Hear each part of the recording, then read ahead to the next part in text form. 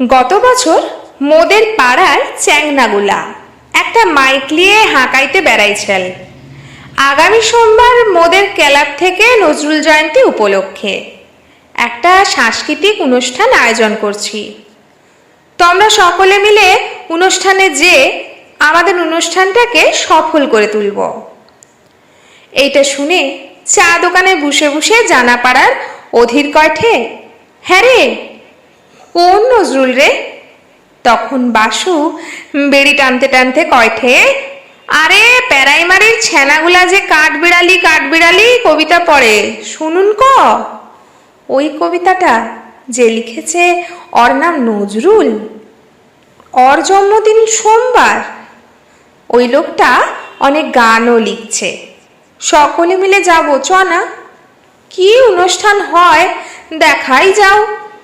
অনুষ্ঠানের দিন মোদের পাড়ার খোকন মাস্টারের বেটা পুলক একটা পাঞ্জাবি পরে গলায় একটা লম্বা গামছার মতো রুমাল জড়িয়ে টেজে উঠে কয়ঠে, আজকের অনুষ্ঠান আমরা শুরু করতে চলেছি, আপনারা ধৈর্য ধরে বসুন আর আমাদের অনুষ্ঠান উপভোগ করুন। প্রথমে একটা কবিতা বলবে আমাদের ছোট বোন খুশি মণ্ডল। খুশি মাইকের সামনে দাঁড়িয়ে, কাঠবিড়ালি পেয়ারা তুমি খাও, গুড়মুড়ি খাও বলে চুপ করে আছে, আর কিছু বলেনি ক।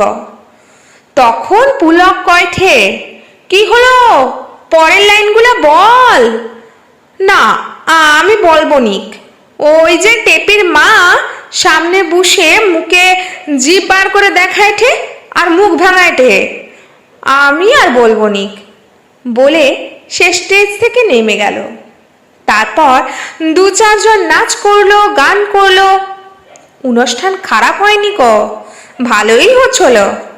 হঠাৎ পাজাপাড়ার গোষ্ঠা টেজে উঠে কয়ঠে, মোকে একটা গান করতে দিতে হবে, আমি তো 1000 টাকা চাঁদা দিচ্ছি। তোরা তো চাঁদা লিবার সময় কইছিল মোকে গান করতে দিবি। তখন পুলক বাধ্য হয়ে বলে, ঠিক আছে করো, কিন্তু খুড়া একটার বেশি করবনি, মোদের আরো অনেক ভালো ভালো শিল্পীরা আছে।